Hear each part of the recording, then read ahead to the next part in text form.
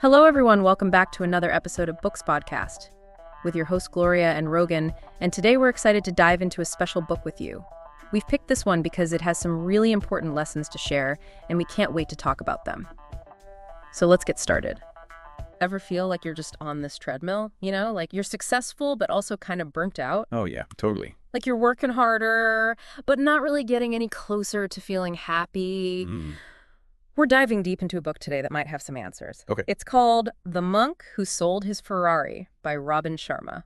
I've heard of it. Have you read it? I haven't read the whole thing, but I've heard good things. It's amazing. It's packed with these timeless virtues for transforming your life. Okay. Like, seriously, there are 7 of them, and we're going to unpack them all today. What I find really interesting is that Sharma doesn't just preach at you. Right. He uses a story, a fable, actually, to make these big ideas about life really stick with you. It's such a good story, too. Okay, so picture this. Our main character is this hotshot lawyer named John. He's got all the money, the fancy car, the corner office, you name it. Living the dream, right? But behind the facade, he is completely burned out. Oh, no. His personal life's a mess. He's miserable. It's like he's just going through the motions. Yeah, I think we've all been there at some point. Right, that feeling of, is this it? Totally. Like, you're working harder and harder, but something's still missing. Exactly. And that's where things get interesting. So John reconnects with this old law school buddy, Julian Mantle, Okay. who used to be just like him, driven, ambitious, always on the go. And I'm guessing Julian has a bit of a wake-up call? You could say that. Yeah. The guy has a massive heart attack. Wow. It makes him realize he's on a one-way track to an early grave. So what does he do? He does the unthinkable. He sells his prized Ferrari, quits his job, and takes off to the Himalayas. No way. He just walks away from it all? Yep. He's on a quest to find real happiness. The kind that lasts. Okay, I'm hooked already. Right. Now, I'm not saying we all need to sell our possessions and become monks, but there's a powerful message there. About what really matters. Exactly. So Julian ends up with these sages of Savannah. They're this secluded group who hold the keys to unlocking your true potential. Sounds intense. It is. But they share their wisdom through this mystical fable. I love that. Me too. Each part of the fable symbolizes a different virtue, a principle for living a more meaningful life. So it's like ancient wisdom passed down through generations. Exactly. And there are 7 virtues in total. But here's the thing. These aren't just nice-sounding ideas. They're powerful principles that can actually change your life. I'm ready to hear them. But how does John react to all of this? Well, at first he's skeptical. He's like, can a simple story really hold the secrets to happiness? Just like many of us would be. Oh, yeah, for sure. But what he learns is going to blow your mind. All right, so the first virtue. This one's symbolized by a garden. A garden. Yeah, but not just any garden. This one's like super vibrant, thriving, Okay, I'm intrigued. It represents your mind. I see where you're going with this. The sages believe that our minds are like gardens. If we let negative thoughts run wild, all those worries and doubts, it's like letting weeds take over. Makes sense. But how do we stop those weeds from growing? Life can get pretty overwhelming. Totally. Well, one technique they talk about is called opposition thinking. It's basically catching those negative thoughts and swapping them out for positive ones. So like every time you think, I can't do this, you replace it with, I'm going to figure this out. Exactly. It's like training your brain to focus on the good, even when things are tough. I like it. So if our minds are gardens, what's the next symbol? This one's pretty cool. It's a lighthouse. A lighthouse. Okay. What does that represent? Finding your purpose. Ah, the big question. Right. The sages call it your dharma. It's like this unique calling or gift you have, the thing that lights you up inside. I feel like that's something a lot of people struggle with, finding their purpose. Oh, absolutely. But the book gives you this powerful visualization to help. It's called The Secret of the Lake. Imagine yourself in front of this crystal clear lake. Okay. And as you look into the water, you see reflections of your truest self, your passions, your deepest desires. What do you see? Whoa. That's pretty powerful imagery. Let's see how that would be helpful. It's about connecting with that inner voice, the one that knows you better than anyone else. So we've got the garden for our minds, the lighthouse for our purpose. Ready for the next one? Hit me with it. Okay. Picture a sumo wrestler. A sumo wrestler. I did not see that coming. It's unexpected, right? But it represents this Japanese concept called kaizen. Kaizen, that rings a bell. It's all about continuous self-improvement. But here's the key. It's not about making these huge, drastic changes.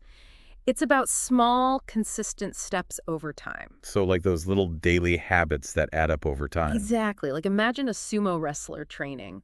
They don't become champions overnight. It takes dedication and discipline over a long period. That makes a lot of sense. Yeah. Small steps every day. Exactly. Okay. Remember how we were talking about the sumo wrestler? Yeah. There's this one detail that seems kind of random. He's got this pink wire cable on him. A pink wire cable. What's that about? It's actually the next Richu. Self-control. Self-control. Okay, now I'm really curious how that connects. Think of it this way. The cable is like this reminder to master our impulses, to resist those temptations that can derail us. Oh, I see. Like saying no to that extra slice of cake. Or that, I don't know, that urge to scroll through social media instead of finishing a project. Ugh, tell me about it. It's a constant battle. Right. So the sages have this mantra to help with self-control. Ready for it? Yeah, let's hear it. I am more than I appear to be. I am more than I appear to be. Wow, that's powerful. I am more than I appear to be.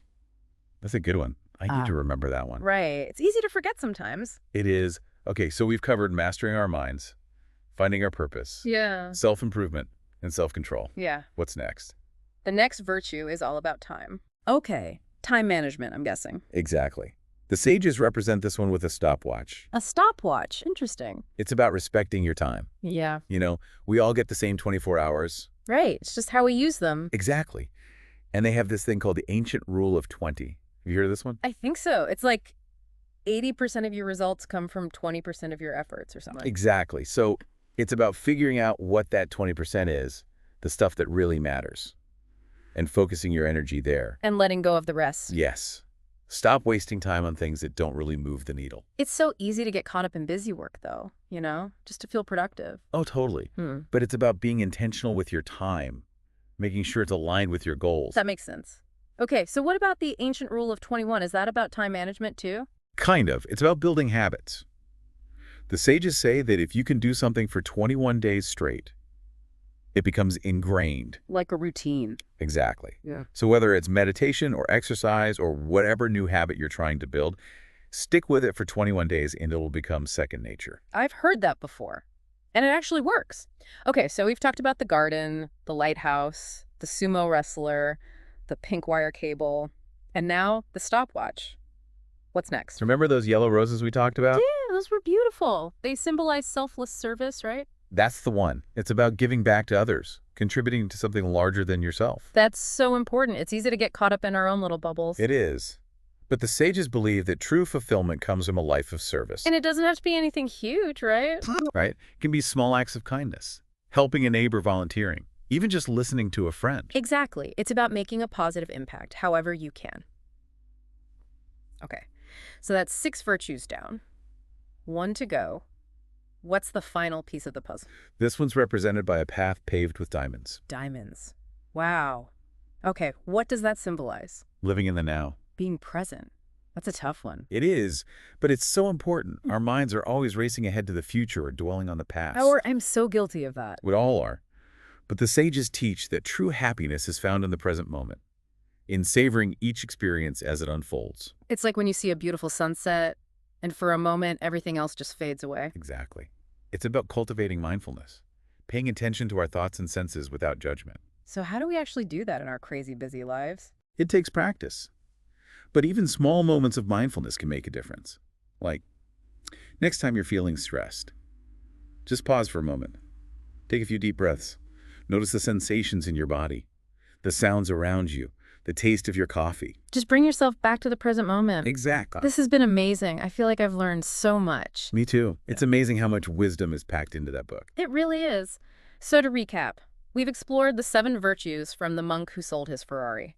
Mastering your mind, finding your purpose, practicing Kaizen, developing self-control, respecting our time, embracing selfless service, and living in the now. Powerful stuff, right? Incredibly powerful. And the best part is, these virtues are available to all of us. Exactly. It's not about making some radical overnight transformation. It's about taking those small, consistent steps each day to cultivate these virtues in our lives, Just like those little steps a sumo wrestler takes. Right, absolutely. And remember, even if you just pick one of these virtues to focus on, you're taking a step towards living a more fulfilling and meaningful life. So true. Well said.